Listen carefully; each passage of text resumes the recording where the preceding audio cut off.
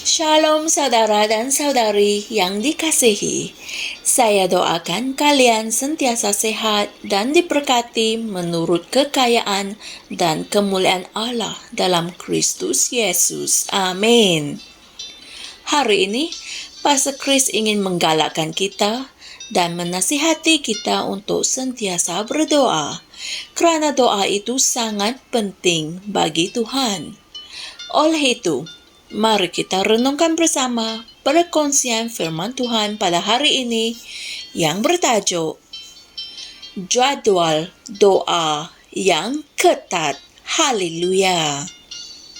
Ayat Injil pembukaan dipetik dari Matius 14 ayat 23 yang berkata, "Dan setelah menyuruh orang banyak itu pulang, dia mendaki ke atas bukit untuk berdoa seorang diri.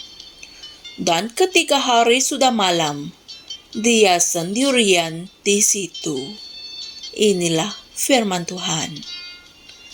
Doa adalah sebahagian daripada pelayanan kita sebagai imam. Alkitab mengatakan bahwa manusia harus sentiasa berdoa dan tidak berputus asa. Amin. Dengan contoh-contoh yang praktikal, Tuhan Yesus menunjukkan kepada kita kepentingan dan kuasa berdoa. Markus 1 ayat 35 memberitahu kita, "Pagi-pagi benar, waktu hari masih gelap, dia bangun dan pergi keluar. Dia pergi ke tempat yang sunyi dan berdoa di sana." Haleluya. Lukas 5 ayat 16 berkata, "Tetapi dia pergi ke tempat yang sunyi dan berdoa." Haleluya. Yesus mengamalkan rutin doanya dengan penuh berdisiplin, dan kita harus mencontohi dia. Kamu ialah seorang askar dalam ketenteraan Tuhan, dan ciri seorang askar adalah disiplin. Haleluya. Kristianiti adalah panggilan kepada sebuah kehidupan rohani yang berdisiplin. Terdapat kehidupan doa yang berdisiplin yang harus kamu pupuk, dan kamu tidak boleh mengabaikannya atau membiarkannya tanpa rancangan untuk berdoa. Kamu tidak boleh berkata, "Aku akan berdoa bila-bila masa aku mau." Tidak. Dalam ketenteraan, kamu tidak boleh melakukan perkara mengikut perasaan kamu.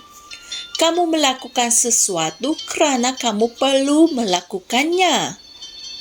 Kamu berpegang pada jadual. Alasan tidak boleh diterima. Seorang askar yang sedang berkhidmat menjalankan gaya hidup yang teratur, dan Alkitab mengatakan dalam 2 Timotius 2 ayat 4, kitab terjemahan The Message, berkata, seorang askar yang sedang bertugas tidak akan menyibukkan dirinya dengan hal-hal duniawi. Dia menumpukan perhatiannya untuk melaksanakan perintah. Inilah firman Tuhan. Jadual waktu berdoa mesti menjadi sebahagian daripada rutin harianmu. Pertama sekali, kamu harus mempunyai jadual doa bersendirian. Pada masa sedemikian, tiada perkara lain yang lebih penting. Disiplinkan dirimu dan berdoa. Elakkan gangguan. Yang kedua, kamu harus mengambil serius tentang waktu berdoa berkumpulan. Tidak kira sama ada kamu menyertai secara fizikal atau dalam talian. Ia merupakan salah satu daripada manfaat menjadi ahli gereja tempatan. Amin. Gereja mempunyai struktur, dan anggota-anggota tubuh Kristus secara amnya tergolong dalam sebuah gereja. Melalui struktur gereja, kemungkinan terdapat waktu berdoa yang diperuntukkan kepada sel-sel kumpulan yang berbeza, atau bahkan seluruh gereja boleh berdoa bersama pada waktu tertentu. pastikan kamu menjadi sebahagian daripada doa berkumpulan ini. Haleluya. Saya menghantar notifikasi untuk berdoa pada hari Isnin, Rabu dan Jumaat untuk kita berdoa selama 15 minit pada pukul 12 tengah hari dan 10 malam waktu tempatan di King's Church melalui Pastor Chris Live Super User. Haleluya. Jadilah sebahagian daripada rutin doa ini.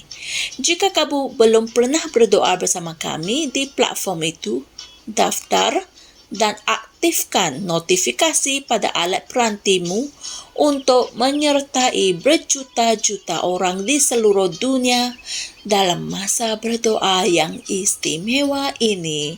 Puji Tuhan. Haleluya. Saudara dan saudari sekalian, mari kita sama-sama berdoa. Ya Bapa, terima kasih atas keistimewaan untuk berdoa dan menyertai Engkau untuk menegakkan kehendak-Mu di bumi dan di dalam kehidupan manusia.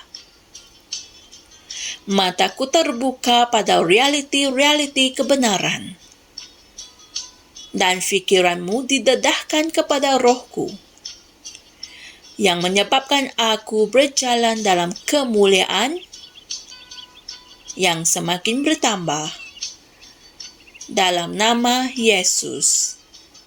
Amin. Haleluya. Saudara dan saudari sekalian, seperti biasa Pastor Chris berkongsikan ayat-ayat Injil berikut sebagai renungan tambahan untuk kalian renungkan, yaitu Lukas 18 ayat 1, Roma 8 ayat 26 hingga 27, dan Efesus 6 ayat 12, kitab terjemahan di Amplified Classic. Haleluya! Kami percaya kalian telah diberkati dengan ajaran firman Tuhan pada hari ini.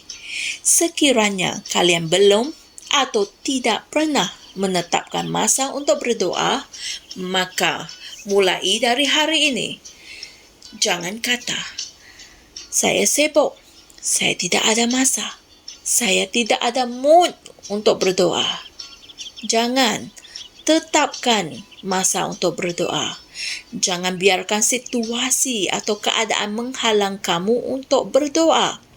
Malah ketika kamu memandu ke tempat kerja, kamu boleh meluangkan masa sekurang-kurangnya 15 minit untuk berdoa.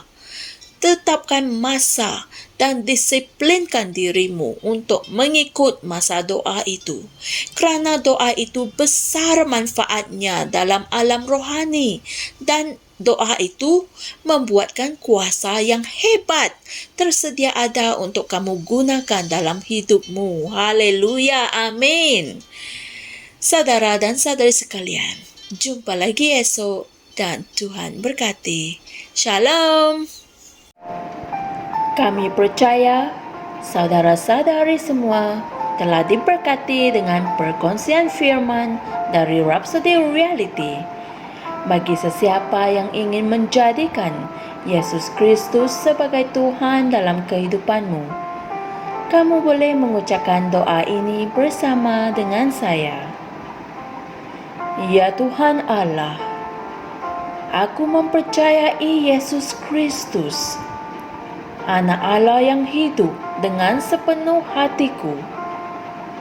Aku percaya Dia telah mati untukku dan Allah telah membangkitkan Dia dari kematian.